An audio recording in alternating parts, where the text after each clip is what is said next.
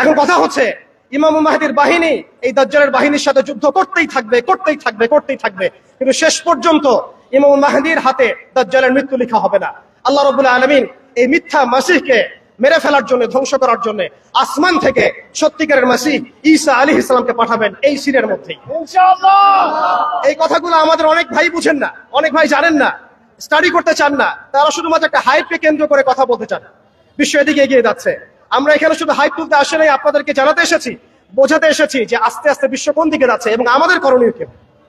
এবার আসেন, এটা ভবিষ্যৎবাণী শুধু নয়, নবী সাল্লাল্লাহু আলাইহি ওয়াসাল্লাম অকাট্য ভবিষ্যৎবাণী।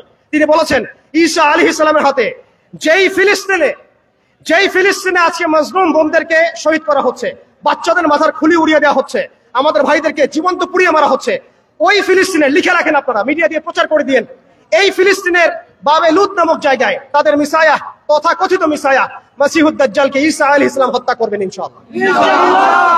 পৃথিবীর কোন শক্তি, কোন ন্যাটো, কোন ইউনাইটেড নেশনস, কোন ইউরোপিয়ান ইউনিয়ন, কোন IMF, কোন ওয়ার্ল্ড ব্যাংক, কোন সাম্রাজ্যবাদী শক্তি এই ভবিষ্যৎবাণীকে ঠেকাতে পারবে।